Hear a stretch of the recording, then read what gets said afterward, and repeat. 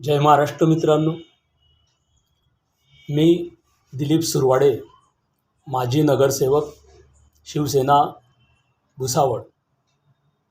आज आपल्या पुढे लाईव्ह येताना विषय असा आहे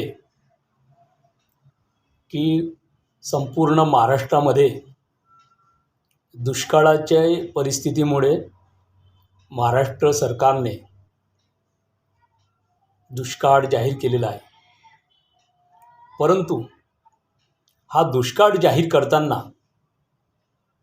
यामध्ये काही तालुके, कारण प्रथम त्यांनी 10 तारखेला मंत्रिमंडळाच्या बैठकीमध्ये 40 तालुके दुष्काळी जाहीर करण्यात आले होते.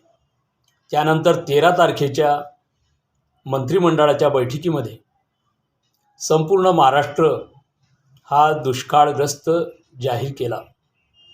परंतु या दुष्काळ जाहीर करताना त्यांनी जी दुष्काळ सदृश्य अशा प्रकारे जे एक विभागणी केली आहे, त्यामुळे महाराष्ट्रातील अनेक तालुक्यातील शेतकऱ्यांना, म्हणजे जवळजवळ लाखो शेतकऱ्यांना या दुष्काळ जाहीर करण्याचा लाभ आर्थिकदृष्ट्या म्हणावा तसा होणार नाही. कारण त्यांच्या हातामध्ये कोणतीही आर्थिक म्हणजे रक्कम अशी पडणार नाही. या दुष्काळ सदृश्य परिस्थितीमध्ये फक्त विद्यार्थ्यांना फी माफी, बिलामध्ये 35% काही त्यांनी सवलत जाहीर केलेली आहे. वीज बिल भरलं नाही तरी त्याच्यामध्ये सूट देऊन ते तोडलं जाणार नाही, अशा प्रकारच्या सूचना त्यात आहे. आणि काही प्रमाणात सहकार्य म्हणून काहीतरी जाहीर केलेलं आहे. परंतु या जाहीर केलेल्या सवलतींमध्ये शेतकऱ्यांना एवढ्या मोठ्या दुष्काळामध्ये जी काही हानी झालेली आहे, जी काही नुकसान झालेलं आहे, त्या नुकसानाची भरपाई या शासनाच्या धोरणामध्ये कुठेही पूर्ण होताना दिसत नाही. त्यामुळे आमचा भुसावळ तालुका हा दुष्काळ सदृश्य जाहीर करण्यात आलेला आहे. वास्तविक या परिसरामध्ये काही शेतकऱ्यांचं कापसाचं नुकसान झालेलं आहे, तूर आहे, कांदा आहे, सोयाबीन आहे. अशा प्रकारे त्यांचं जे नुकसान झालेलं आहे त्या नुकसानीची भरपाई होईल अशी परिस्थिती दिसत नाही. आधीच शेतकऱ्याला जे काही नुकसानीला तोंड द्यावं लागतं ते म्हणजे आम्ही परवाच महाशय तहसीलदार भुसावळ यांना एक निवेदन शेतकरी सेनेच्या मार्फत दिलं आणि या निवेदनानुसार महाशय तहसीलदारांनी 28 नोव्हेंबरला एक बैठक आयोजित केली होती. त्या बैठकीला आमचे शिवसेनेचे पदाधिकारी, शिवसेना शेतकी सेनेचे पदाधिकारी, अशा प्रकारे त्यात शेतकरी वर्ग सहभागी झाला होता. ज्यांना नुकसान झालेलं होतं असे शेतकरी. आणि याच्यामध्ये अजून काही समस्या अशा आहेत की 12 महिन्यामध्ये ज्या प्रकारे शेतकऱ्याकडे काही चोरीचे प्रकार घडतात, म्हणजे विशेषतः त्यांचे पाईप चोरीला जाणे, त्यांच्या ठिबक सिंचनाचे सेट चोरीला जाणे, म्हशी चोरीला जाणे, ट्रॅक्टरचे काही पार्ट्स चोरीला जाणे. दुसरा मुद्दा अत्यंत महत्त्वाचा म्हणजे तिथे नीलगाईंचा त्रास या संपूर्ण जळगाव जिल्ह्यामध्ये अत्यंत मोठ्या प्रमाणात आहे.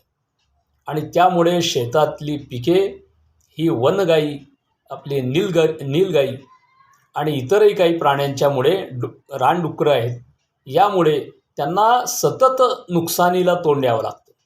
याचा बंदोबस्त करण्याकरता महाशय तहसीलदार कचेरीमध्ये आम्ही त्या बैठकीच्या निमित्तानं ही बाब पोलीस खाते आणि वन खाते यांच्या निदर्शनास आणून दिली आहे. आणि त्यानुसार त्यांनी काही सूचनाही दिली आहे. पोलीस खात्यांनी सहकार्य केलं आहे. चोरीच्या बाबतीमध्ये काहीतरी ते लक्ष घालणार आहेत, पेट्रोलिंग करणं वगैरे. आणि ह्या सर्व नुकसानीतून विशेषतः शेतकऱ्याला जे विद्युत पुरवठा पाहिजे त्या बाबतीमध्ये मात्र इथे भुसावळ शहरात जे काही विद्युत विभाग आहे त्यांनी आपली असमर्थता प्रकट केली. त्यांचं म्हणणं आहे की हे संपूर्ण धोरण हे महाराष्ट्र शासनाचं वरतूनच आलं पाहिजे, आम्हाला याच्यामध्ये फार काही करता येणार नाही, अशा प्रकारची त्यांनी आपली असमर्थता व्यक्त केली. आणि त्यामुळे विजेचा प्रश्न अद्याप तरी काही सुटण्यासारखा दिसत नाही. आणि म्हणून आपला आमचा हा जो शेतकरी आहे भुसावळ तालुक्यातला, कारण या तालुक्यामध्ये साधारण 52 गावे आहेत आणि या 52 गावांमध्ये जो काही शेतकरी वर्ग पसरलेला आहे, आमचे शेतकरी बांधव ज्या वातावरणामध्ये शेती करतायत त्यांना ज्या प्रकारे सहकार्य शासनाचं, सरकारचं आणि एकंदर योजनांचं जे असायला पाहिजे ते अद्याप तरी संपूर्ण महाराष्ट्रामध्ये दिसत नाही. त्यामुळे भुसावळ तालुक्यामध्ये त्याचा लाभ आमच्या शेतकरी बांधवांना होताना दिसत नाही. ही अत्यंत चिंताजनक बाब आहे. शेतकऱ्याला जगवलं पाहिजे, कारण एकीकडे म्हटलं जातं की शेतकरी हा अन्नदाता आहे, परंतु त्याला अत्यंत या संपूर्ण परिस्थितीमध्ये इतका तो पिडला गेलेला आहे की आमचा जो सामान्य शेतकरी बांधव आहे त्यांना शेती करणे अत्यंत अवघड झालेलं आहे. शासनाचं, सरकारचं, राजकीय पक्षांचं पाठबळ असल्याशिवाय, त्यांचं पाठिंबा असल्याशिवाय, त्यांचं योजनांच्या माध्यमातून सहकार्य असल्याशिवाय शेती करणं अत्यंत अवघड झालेलं आहे. ही बाब शासनाच्या आम्ही अनेकदा निदर्शनास आणून दिली आहे. संपूर्ण महाराष्ट्रातील जे शेतकरी संघटना आहेत, जे शेतकरी नेते आहेत, स्वतः जे विरोधी पक्ष आहेत त्यांनी ही बाब अनेकदा निदर्शनास आणलेली आहेत, कारण प्रत्येक पक्ष हा कधीतरी विरोधी पक्षाच्या भूमिकेत असतोच. त्यामुळे या समस्या नवीन नाहीत. या प्रत्येक पक्षांनी या समस्यांची दखल घेतलीच पाहिजे, अशा प्रकारे शेतकरी बांधवांची त्या दृष्टीने अपेक्षा आहे. पण शिंदे सरकार, भाजप सरकार या बाबतीमध्ये लक्ष देईल का, हा सर्वात मोठा अहम प्रश्न आहे. कारण आता बघा की या जळगाव जिल्ह्यामध्येच परवा 30 तारखेला राष्ट्रवादी पक्षाने सुद्धा आक्रोश मोर्चा काढला आणि त्या मोर्चामध्ये याच मागण्या होत्या. आम्ही जो उल्लेख करतो आहे, दुष्काळ सदृश्य परिस्थितीमुळे इथे शेतकऱ्यांना लाभ मिळणार नाही आणि म्हणून राष्ट्रवादी पक्षाने सुद्धा या गोष्टीची मागणी केलेली आहे.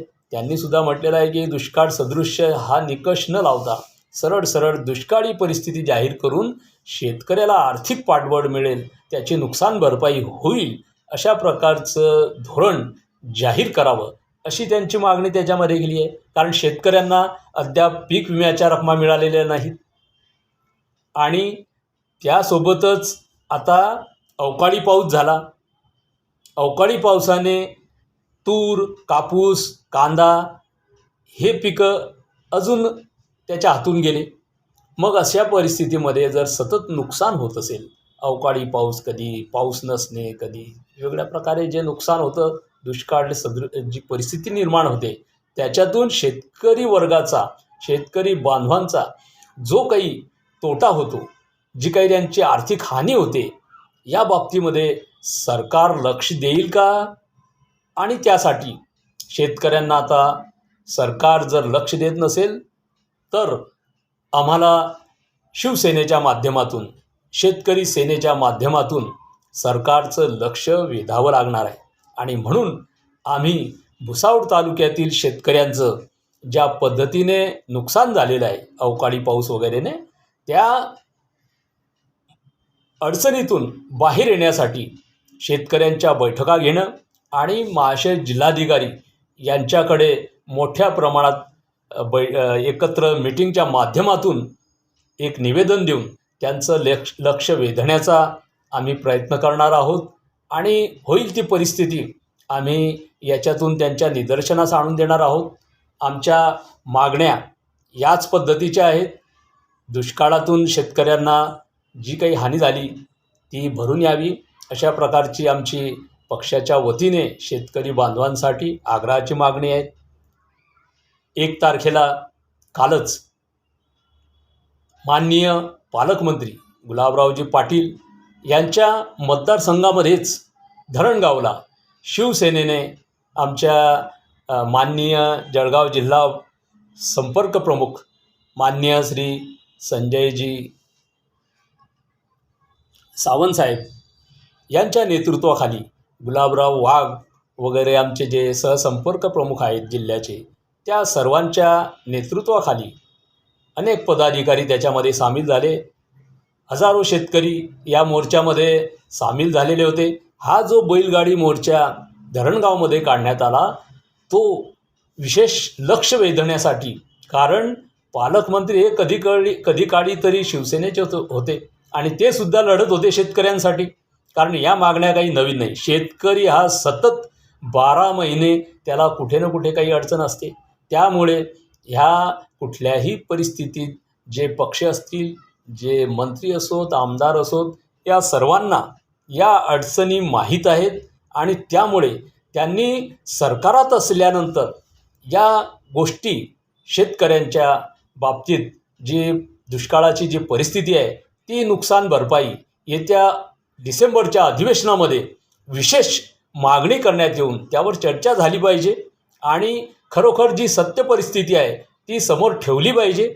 हे काम विरोधी पक्ष करणारच आहेत, परंतु सत्ताधारी पक्षाने म्हणजे शिंदे आणि भाजपा सरकारने या बाबतीत या शेतकरी बांधवांची जी काही नुकसान झालेली ती भरपाई कशी करता येईल याचा पुनर्विचार करावा या अधिवेशनामध्ये. अशा प्रकारची आमची शिवसेनेच्या वतीने, शेतकरी सेनेच्या वतीने आमची जाहीर मागणी आहे.